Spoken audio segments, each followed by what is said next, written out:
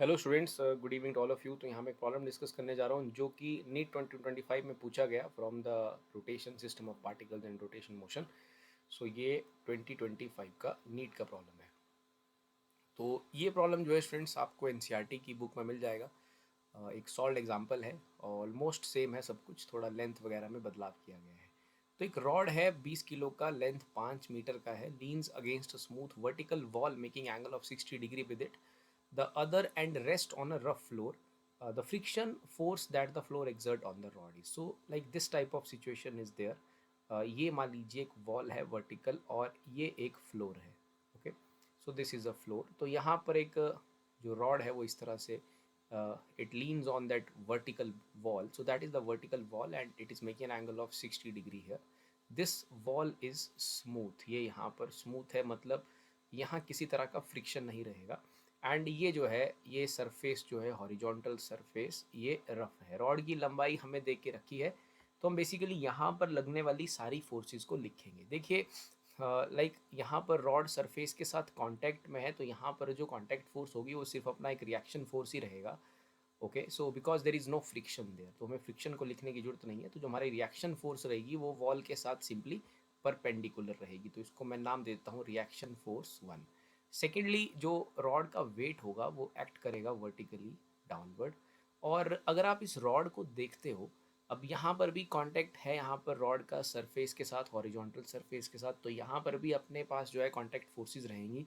तो उसमें से एक कांटेक्ट फोर्स रहेगी अपना रिएक्शन।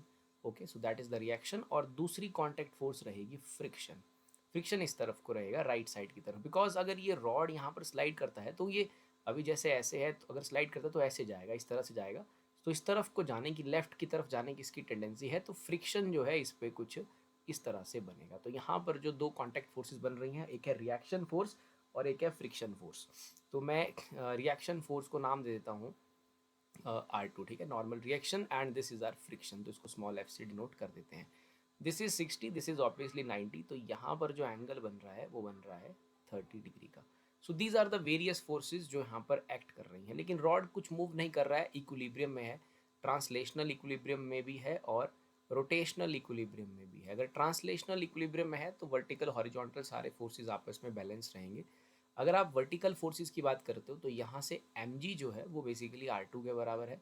और अगर आप हॉरिजॉन्टल फोर्सेस की बात करते हो तो वो एक R1 है और उसके अपोजिट में जो है वो फ्रिक्शन है। So these are the horizontal forces, तो इसको हम नोट करके रखेंगे। मास वगैरह हमें दिया है और हमें अल्टीमेटली फ्रिक्शन पूछा है, F पूछा है, जो कि R1 के बराबर है। दूसरी चीज़, लाइक ये रॉड रोटेशनल इक्विलिब्रियम में भी है, तो हमें देखना है कि यहाँ पर जो नेट टॉर्क बन रहा है किसी पॉइंट के अबाउट में, दैट इज़ बेसिकली ज़ीरो। तो अगर मैं इस पॉइंट के अबाउट की बात करता हूँ, दैट इज़ लाइक इस पॉइंट का नाम रख देते हैं हम, पी पॉइंट रख देते हैं। तो पी पॉइंट के अबाउट में वेरियस फोर्सेस का जो टॉर्क है, नेट टॉर्क जो है वो ज़ीरो है, because this rod is in rotational equilibrium as well. तो अभी R2 देखिए, R2 तो उसी पॉइंट पे लग रहा है जिस पॉइंट के अबाउट में मैं टॉर्क देखने जा रहा हूँ, तो R2 का तो कोई कंट्रीब्यूशन टॉर्क में नहीं रहेगा। लेकिन R1 की बात की जाए, देखिए ये जो R1 है ये इस तरफ को R1 लग रहा है, तो R1 का जो टॉर्क होगा दैट इज़ बेसिकली एक एंटी क्लॉकवाइज टॉर्क जो है वो क्रिएट करेगा, और ये जो वेट होगा mg ये क्लॉकवाइज टॉर्क क्रिएट करेगा। तो R1 की वजह से जो टॉर्क बनेगा that is simply R1 force into perpendicular distance. So this is the line of action of R1। तो R1 का इस पॉइंट्स जो परपेंडिकुलर डिस्टेंस बन रहा है वो ये बन रहा है सारा का सारा। This is the perpendicular distance for R1, this is R1 and this is point P। तो इस पॉइंट के अबाउट में जो परपेंडिकुलर डिस्टेंस बन रहा है वो ये बन रहा है।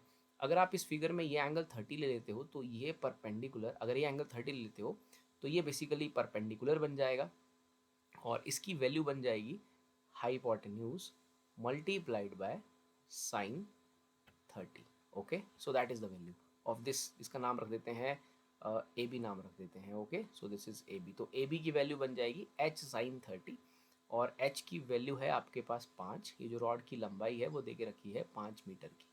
5 इंटू साइन 30 होता है हाफ, तो ये आ गया 2.5।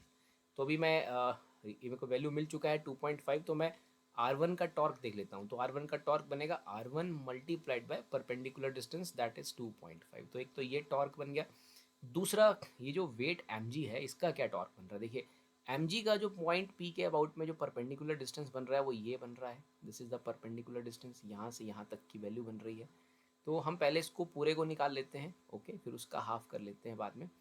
फॉर एम जी का टॉर्क बनेगा M G into perpendicular distance. तो एम जी के लिए जो परपेंडिकुलर डिस्टेंस है, इस पॉइंट का नाम मैं ओ रखता हूँ। तो एम जी के लिए जो परपेंडिकुलर डिस्टेंस है दैट इज पी ओ।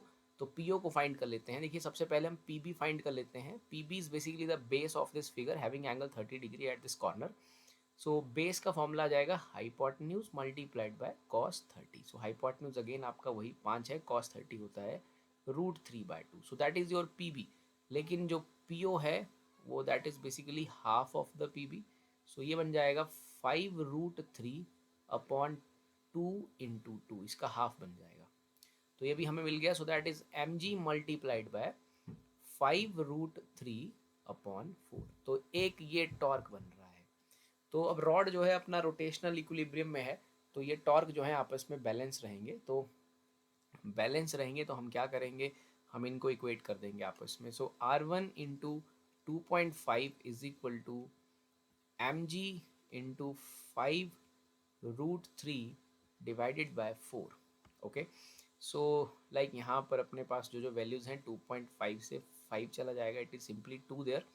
और R1 की जो वैल्यू है वो आ रही है अपने पास, मास दे के रखा था उसका 20 G को कहा था 10 लेने को, into 2√3/4। So it is 2 2 4 and 2 5 10 और 5 इंटू 20 होता है 100।